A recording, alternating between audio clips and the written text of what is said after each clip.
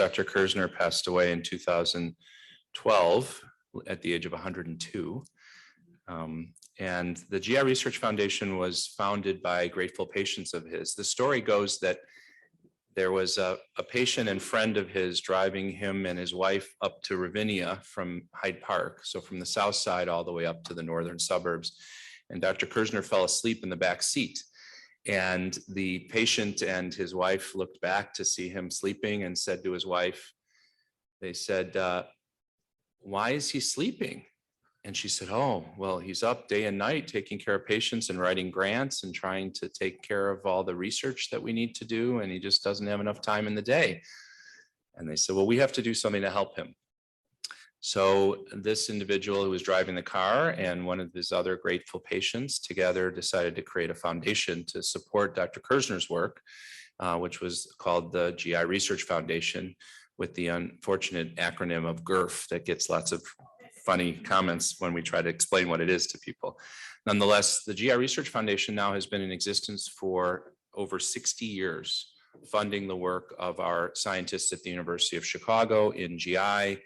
And in the last number of years, we broadened it to include digestive diseases more broadly, because it's not just the section of gastroenterology, hepatology, and nutrition on the adult side, but our pediatric colleagues, our surgical colleagues, our pathology colleagues, and many other scientists at the University of Chicago. And most recently, due to the generosity of some of our incredible donors, we've been able to broaden that reach to be literally international. And we're very excited to share some of that with you. And I'm delighted to tell you a little bit more about that and to moderate a couple of our panels tonight. So I did want to teach you a little bit more about what the GI Research Foundation is. I recognize that I'm preaching to the choir in some ways for those who are here and those at home who are logged in. But I did want to make sure folks who are new to this organization or who see this video at another time understand that GIRF is a nonprofit organization that's been dedicated to raise funds to support research. And as one of our former presidents of the organization who's in attendance tonight once said to me, he considers being a member of the GIRF board sitting in the front row of research. And what we like about what we do and what we're proud of and what we depend on are the generous donations of our grateful patients and others, so that you can literally be in the front row of what we're trying to do. And as Dr. Kersner always said, come back to the patient who's suffering with the work we're trying to accomplish. So you can appreciate what the GI Research Foundation officially is, but I want to also share Kersner's own words, which were what he said many years ago, probably at this point 50 years ago. It's framed on the Kersner library that we have, which where all his books went after he passed away. And he described the GI Research Foundation as a group of people from all walks of life. Many are patients, all are friends, united in a common effort to support research on the causes and cures of digestive diseases. GIRF provides funds for equipment, laboratories, and the support of investigators and young physicians to the University of Chicago. And now we've broadened it to digestive diseases and to others, whom he described as a group of dedicated doctors who seek solutions to all kinds of GI illnesses affecting the different organs of the GI system. GIRF is an organization without politics and without bias. He wrote this 50 years ago, and it's still very relevant. Everyone with a similar interest and capacity to contribute is welcome to join.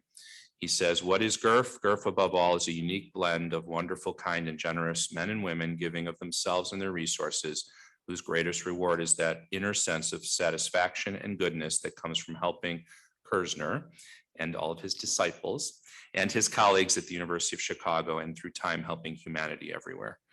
That's a mission and vision statement that I think we can still live by even now, especially now. He also was famous for saying this: if you think research is expensive, try being sick or try disease. And that has never been more true than it is right now. And we appreciate the support of our colleagues and friends who support us. So the Digestive Diseases Center at the University of Chicago actually was created in 2014 to bring together all the different groups at our wonderful center who share in what we do and work together. So when a patient sees us, they don't care what academic department somebody's in. They want the best team approach to what they're suffering from and what their problems are. And so we combined our adult, pediatric, GI groups, along with our surgeons and our GI-related transplant groups together to create this digestive diseases concept. And it wasn't just a brand or a marketing gimmick. It actually led us to reorganize how we do what we do. We centralized our clinical research efforts. It enabled us to expand our biobank and a lot of our other work in research in a much more effective way. And of course, led to some new team approaches to delivering care. There's a number of different funding mechanisms that have matured through GIRF. It used to be that Dr. Kersner would come to the GI Research Foundation and say, I need some money, I'm renovating a space for a laboratory, and the generous people of GIRF would hand him a check. And as the group grew and the number of people grew and the needs grew, we recognized we needed to have some more formalized mechanisms to do this, but also we wanted to make sure we were supporting the best science. So we went from what was the original requests of what we called just ad hoc funding or an annual request to now a very formalized grants process where people within our center and other affiliated organizations apply through what's called an official request for proposals. And in that request for proposals, there's an actual review process by scientists, so it's peer reviewed. But very importantly, we have GIRF board members, non-scientists, non-physicians as part of that review process, because as I mentioned, it comes back to the people living with diseases and we want their input on what science is most meaningful. And frankly, I also, and Dr. Chang and Dr. Charlton, demand of our colleagues that they be able to explain their science to the people who are going to benefit from it, and also to the people who are donating their money to support it. And so that's part of why this is a very rigorous process.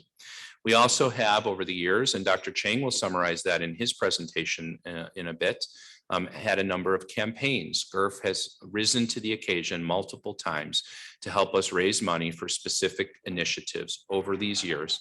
In fact, one of those key initiatives that Dr. Kersner created led to the discovery of the first gene for Crohn's disease. And there have been equally important discoveries that have come from the support of GIRF and these campaigns over the years. And most recently, as you'll hear during part of tonight, is the creation of a brand new initiative called CA Cure, the Committee to Advance the Understanding of High-Risk GI Cancers, a novel approach to bringing together experts around the world to try to solve some of these very serious problems. Thank you to the Moving the Needle corporate sponsors, Home Infusion Options and Metro Infusion Center, and our exhibitors, Takeda, Janssen, and Bristol-Myers Squibb. You share our mission of advancing patient care and make events like this and our grant making possible.